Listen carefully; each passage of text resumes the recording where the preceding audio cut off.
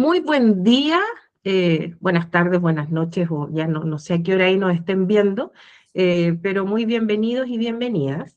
Soy Julia Sánchez Briones, de Talento y Cultura de Forayay, más conocido como 4A, y hoy tenemos una conversación que, bueno, nos interesa y le interesa a cualquier organización, porque la verdad que prácticamente todos estamos manejando hoy día datos, todos trabajamos con datos. Entonces vamos a hablar hoy día de la ley 21.719, que es la protección de datos personales en Chile. Y vamos a hablar qué es lo que cambia, por qué importa y cómo nos podemos preparar bien para este nuevo desafío y este nuevo escenario que comienza el 1 de diciembre. Y para esto nos acompaña alguien que conoce muy bien este tema, como muy pocos. Entonces, estamos con Andrés Pumarino. Andrés Pumarino es socio de Pumarino y Abogados y Consultores, es profesor desde hace ya 20 años de la Facultad de Ingeniería de la Universidad Católica, en los programas de Magíster de Inteligencia Artificial y del Magíster de Tecnología y Gestión en áreas de Gobierno y Protección de Datos, Ciberseguridad y Regulación. Así que muy bienvenido, Andrés. Muchas gracias, Julia. Un gusto poder compartir a ti y a todos quienes nos escuchan y nos ven. Sí, sí, muy bienvenido. Y bueno, Andrés, mira, una primera pregunta. Y muchas organizaciones ven que esta ley, ven como es como un tema legal más. Entonces, desde tu experiencia, ¿qué es lo que realmente cambia con esta ley para principalmente el día a día de una organización? ¿Y por qué podemos pensar que varias organizaciones quizás hoy día no dimensionan la magnitud de esta Ujú. adaptación que viene? Buena pregunta y trae un gran desafío, pero voy a partir con una reflexión al inicio, no para el final, al principio. Un autor, sociólogo norteamericano, escribió varios libros, La Tercera Ola, El Shock del Futuro, por allá a finales de los 80, perdón, comienzo de los 80.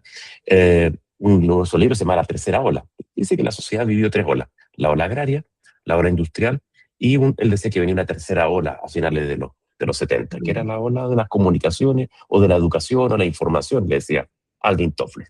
Y Toffler tenía una frase, decía que los ignorantes del siglo XXI no van a ser aquellos que no sepan leer o escribir, sino aquellos que no tengan la capacidad de aprender a desaprender para volver a aprender.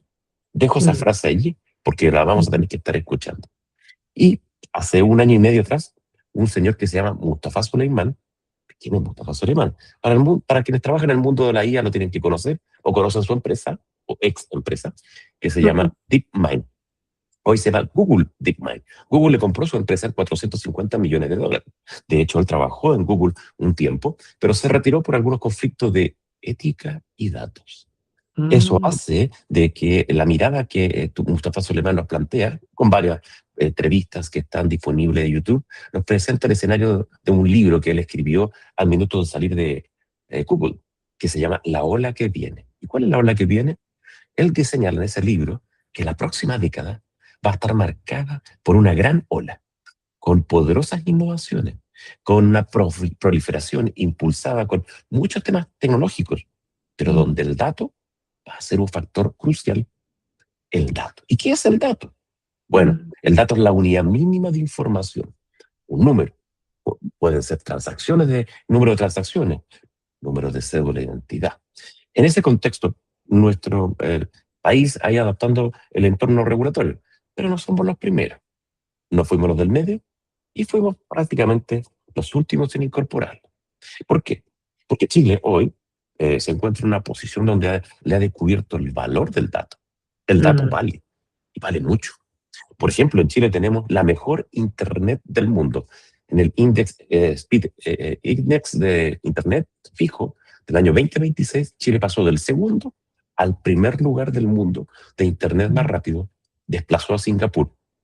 ¿Y dónde está Estados Unidos, Alemania? Por abajo, 8, 9, 10, 11. Dos.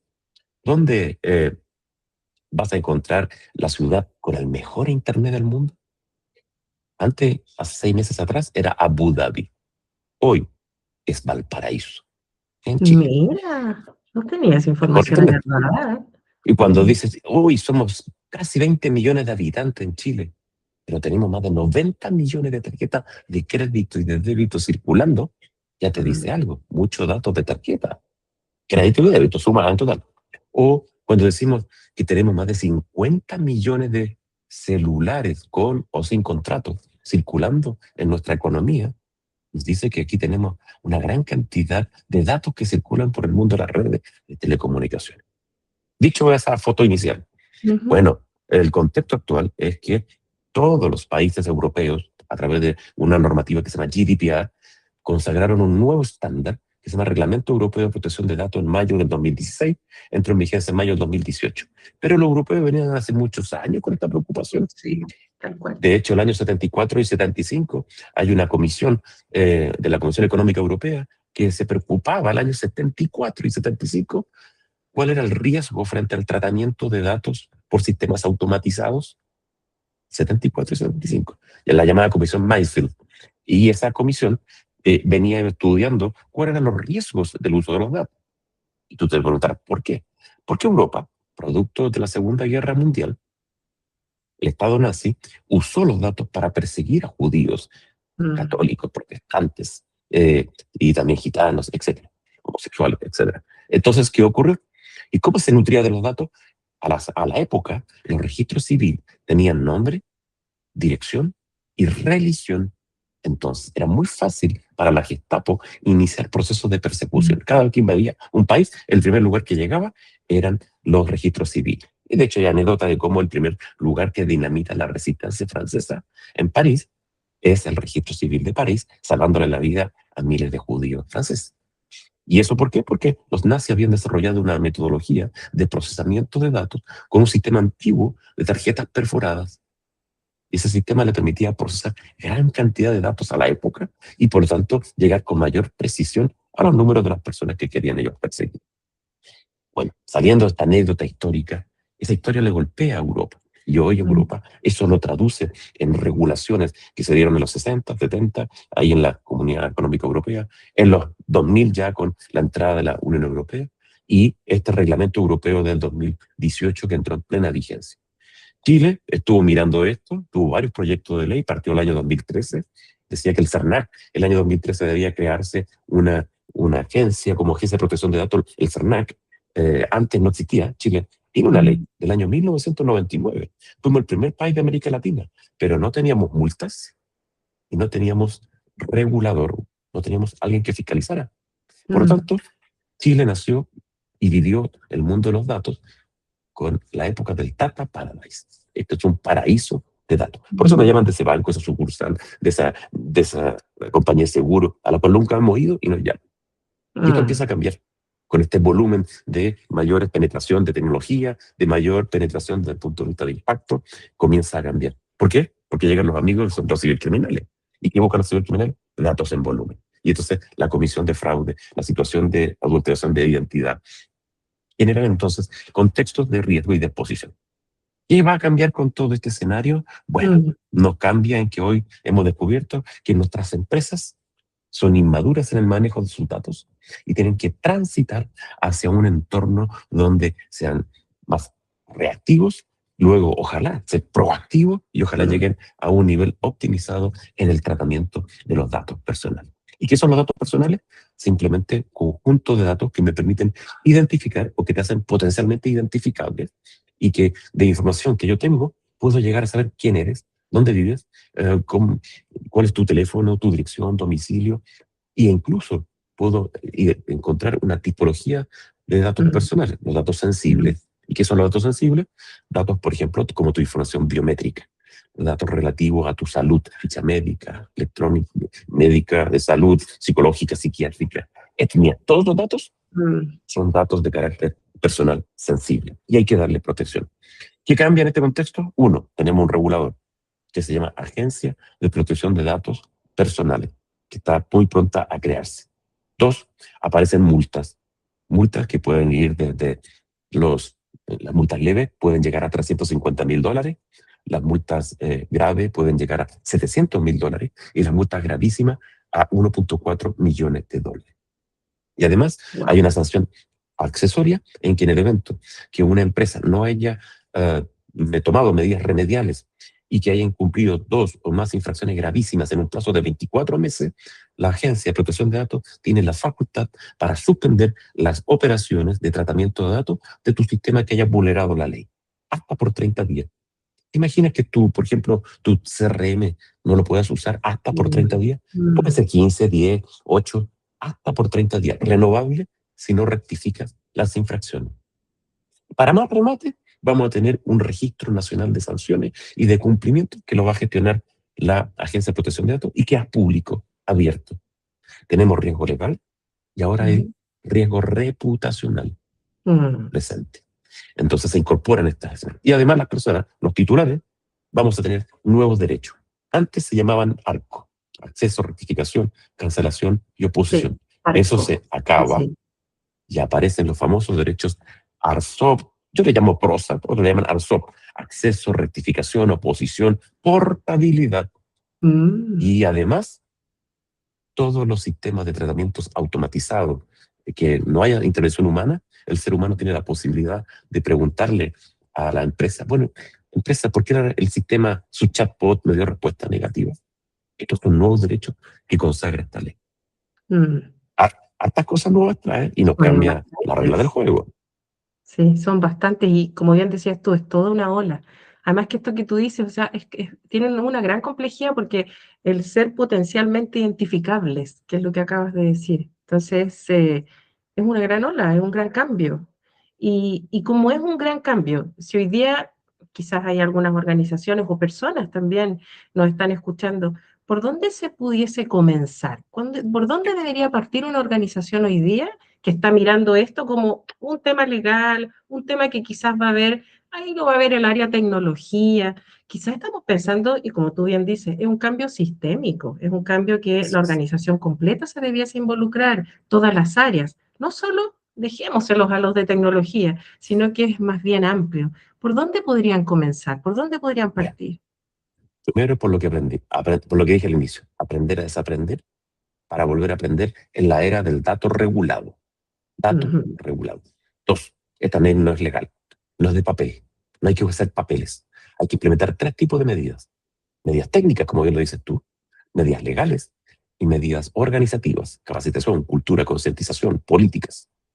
Pero esta ley necesita sí o sí entender que en las organizaciones el dueño del proceso es el dueño del dato. Repito, el dueño del proceso es el dueño del dato. ¿Y tecnología no es el dueño del dato de recursos humanos? No.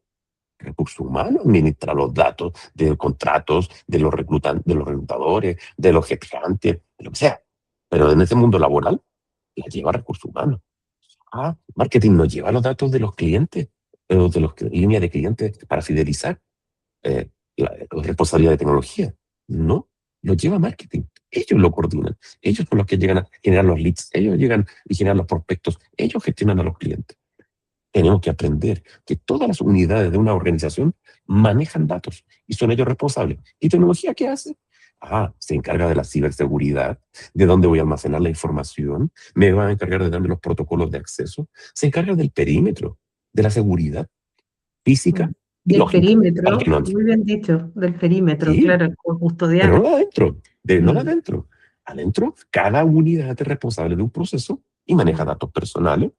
Son responsables. Aprender a desaprender para volver a aprender. Entonces, allí cambia fundamentalmente. ¿Y por qué te decía que tiene estas 3 áreas? Medidas técnicas, ciberseguridad. Esta ley me pide tomar medidas más amplias de ciberseguridad. Seguridad de la información y en su tesis, ciberseguridad. Y me pide que entonces tome las medidas de cómo va a cuidar los datos. Y si tengo datos sensibles, datos de salud, ¿qué medidas técnicas voy a proteger? A lo mejor debo encriptar el dato. A lo mejor voy a tener que establecer protocolos de acceso más robustos para que no cualquiera pueda entrar a las fichas médicas y personas que tengan acceso. Medidas técnicas y medidas legales. Voy a tener que establecer modificaciones con mis contratos de mis trabajadores que acceden a datos. Voy a tener que revisar los contratos de mis proveedores que me entregan o yo les entrego datos personales. Voy a tener que revisar los datos de mis subcontratistas que a lo mejor utilizan datos personales y que yo uso. Voy a tener que revisar los datos de mis stakeholders y que yo tengo convenios, acuerdos, alianzas con todo el ecosistema. Estas terceras partes e incluso las cuartas partes. Tengo que entrar a revisar todas mis relaciones documentales contractuales. Y medida organizativa, tiene que hacerle cambiar la cabeza a los señores del directorio. ¿Por qué? Porque vienen de la época que pasábamos de la máquina de escribir al computador. Yo pasé la máquina de escribir al computador. Partí programando a los 14 años, a lo mejor demasiado nerd, pero entré trabajando máquina de escribir y computador. Y entré a trabajar y en la universidad entré con un Pentium 1 en mi familia. Perfecto. Entonces, ese mundo, desde la perspectiva del cambio, tienen que también entender los directores de empresas que hoy tienen que aprender a desaprender para volver a aprender. ¿Por qué? Porque todos están hablando de inteligencia artificial, lo atractivo, lo sexy que es la IA. Pero ojo, no hay inteligencia artificial sin protección de datos personales. Como no hay datos personales sin ciberseguridad. Esa cadena es fundamental entenderla, porque si me pongo a hacer IA y si los datos que estoy alimentando a la IA son de mala calidad, ¿cuál es? ¿Y cómo van a ser la respuesta? La IA va a generar alucinaciones. Inventa. En chileno decimos chamulla. Los El técnicos hablan chamuyo. de alucinación. Alucina, inventa. Y nos pone en riesgo. Y pueden poner. Entonces, tenemos que ser conscientes que una de las tareas que van a tener las organizaciones es tener datos de calidad. Y eso significa un paso siguiente después de la ley: gobernar el dato. ¿Cómo gobernamos el dato en nuestra empresa? Seamos pequeños o medianos. Imagínate, tenemos muchos cubos Lego, de distintos colores. ¿Cómo los tenemos ordenados? ¿O amontonados, todos mezclados? ¿O los tenemos por colores clasificados? Porque si, imagínate que cada cubo Lego fuera una base de datos. Si los tenemos todos desordenados, la IA se marea. Y no sabemos cuáles son datos importantes y cuáles son sensibles o no. Si los tenemos clasificados, subclasificados, con carpetas, etiquetados, la IA va a saber mucho mejor cómo llegar a usar esos datos. Y eso va a facilitar tu proceso de toma de decisiones, nos va a facilitar en un minuto también cómo usamos los datos en distintos procesos cuando queramos trabajar con ellos. Entonces, aquí significa a pasar de lo reactivo a lo proactivo en la gestión de nuestros datos personales. Y esta ley, Absolutamente. que tiene más de 70 páginas, trae altas tareas. Entonces, medidas técnicas, medidas legales y lo organizativo, capacitar todo lo anterior. Y una organización no cambia en un mes ni en un semestre. Y hay varios artículos de Harvard Business Review que plantean de que estos cambios son 18, 24 meses generalmente para generar cambios culturales. Ahí está el desafío. Sí. Y el desafío de poder custodiar, cuidar esa cadena y también no hacerlo solo, sino que también hacerlo acompañado. Y mucho que conversamos también un poquito en la previa, que para cumplir esta ley también se necesitan roles y personas con conocimiento específico. Y hoy día, bueno, desde 4A también los conocemos y que vienen a ser algunos, por ejemplo, ingenieros de datos, custodios de datos, data owners, analistas de datos o los próximos DPO, que son los delegados de protección de datos que cada vez vamos a escuchar más. Pero también pasa que, como tú lo fuiste comentando, el tema del eslabón de la cadena, el tema del símil con los legos, que me gustó mucho, más yo soy visual, entonces inmediatamente como que me quedó. Y comentaste muy cómo esto lo podemos hacer bien. Pero también, ¿qué pasa si alguna organización quiere resolver esto sola y sin ayuda especializada en un primer momento? ¿Qué riesgos podrían existir allí? Creer que solamente hay que crear papel. Esto no es papel. Es una ley de consistencia entre lo que el papel dice y tu sistema opera. ¿Cómo es eso? Claro, si yo soy un titular, tú tienes mis datos y quiero saber qué datos tienes tú de mí. Y yo te accedo a tu sistema y resulta que te demora 40 días entregarme la información. La ley dice que tú tienes un plazo de 30 días para informarle al titular del dato en qué usa su dato. Entonces, eso ya da señales de que no tienes ordenado tus datos. Y tú estás declarando que vas a responder en tiempo y forma en tu papel. O, por ejemplo, que yo vengo a acceder mi ejercicio de mi derecho de la ley de protección de datos para el derecho de borrado. Y me borras en una plataforma, pero no me borraste en tu CRM. Y me sigues mandando información. Cuidado, no es consistente. Yo titular accedo a la página web de la Agencia de Protección de Datos que se va a crear y voy a decir, la empresa Z no me está haciendo caso en mis derechos y me sigue enviando información. No quiero figurar en su registro. Yo no tengo ningún vínculo contractual, ni precontractual, ni legal con esa empresa. Ni hay interés para que me mande información. No quiero recibir información, pero me sigue enviando información. Señora Agencia de Protección de Datos, ¿le puede decir que me borre su base de datos? ¿No respondes? Puedes arreglar una multa hasta, infracción leve, hasta $350,000. Dependiendo del tamaño de la empresa, dependiendo de tu nivel de facturación, dependiendo si hay agravante y atenuante. Hay varios elementos que se toman en consideración, pero ese es el monto máximo de multa en esa categoría. Grande, grande, grande. Y ¿sí? si alguien que hoy día nos está viendo dice, quiero empezar hoy, tengo que comenzar esto antes de esperar un 1 de diciembre y esperar que llegue este fin de año, ¿cuáles vendrían a ser los 2 o los 3 primeros pasos simples que tú le recomendarías para que comience? Ya, la ley establece 5 peticiones, 5 pasos. Uno, gobierno. ¿Quién lidera? Esto es un proceso, es un proyecto. Hay que tomarlo como un proyecto. ¿Quién se va a hacer Un cargo? proyecto. Orden y contraorden es desorden. Hay que poner a alguien a cargo. Gobierno. Y esa gobernanza, política, procedimiento, ¿qué tienes? Sácate la foto. Dos, registro de datos. Le llamamos registro de actividad de tratamiento de datos, RAT. Ese RAT, ¿qué datos tenemos? ¿Con qué finalidad? ¿Para qué lo usamos? Tiene varias exigencias. Tercera fase, de esos datos que levantaste, ¿cuáles son los riesgos que hay? Entonces, tercero, identificar riesgos. 4, habilitar un sistema para el ejercicio de los derechos de los titulares, un correo o un portal web que me permita recibir el requerimiento. Y eso tiene que ser consistente con mis políticas y mis procesos que están en la fase de gobernanza. 5, auditar, porque esto va a ir evolucionando. No se va a morir ahí con que, listo, lo cumplo, listo. No, porque van a ir apareciendo normas sectoriales, normas, por ejemplo, para el mundo del marketing, planes de fidelización, normas para el mundo de los datos biométricos, normas para el mundo del sector de las relaciones laborales, contratos de trabajo. Todo esto va a ir aumentando. Y dependiendo del sector que trabaje tu compañía, habrá que estar mirando qué me dice el regulador sectorial y qué me Mm. dice el regulador global de la Agencia de Protección de Datos Personales. Lo único constante que se viene es el cambio. Es el cambio. Así es, así es. Bueno, y una frase, así una recomendación o algo que tú quieras decir así en una frase, el antiguo tweet que tú Mm. dijeras así para las personas y organizaciones que nos están viendo. Sí, si quieren desarrollar un cambio en materia de protección de datos, lo primero que tienen que entender es que esto no es documental y tienen que pasar desde las medidas documentales del papel a las medidas técnicas en la compañía, de tal manera de que puedan generar una sinergia. Esto se trabaja de manera multidisciplinar, con Mm. una mesa de trabajo y alguien liderando esa mesa. Empujar esto en estas 5 fases que te mencionaba anteriormente. Ujú. En estas 5 fases. Muchas gracias, Andrés. Un gusto. Y también para quienes quieran seguir conectando más con este tema, Andrés Pumarino ahí, como yo lo presenté al inicio también, tiene muchísimo conocimiento y bueno, también desde 4A podemos ir apoyando también con algunos perfiles o roles que se requieran. Siempre estos cambios y estos cambios sistémicos no van bien solos. Qué bueno es ir acompañado y qué bueno es ir también recibiendo recomendaciones. Así que muchas gracias, Andrés. Perfecto, Julia. Un gusto y muchas gracias a ti y a todos que nos escuchan. Estamos en contacto. Estamos en contacto. Muchas gracias.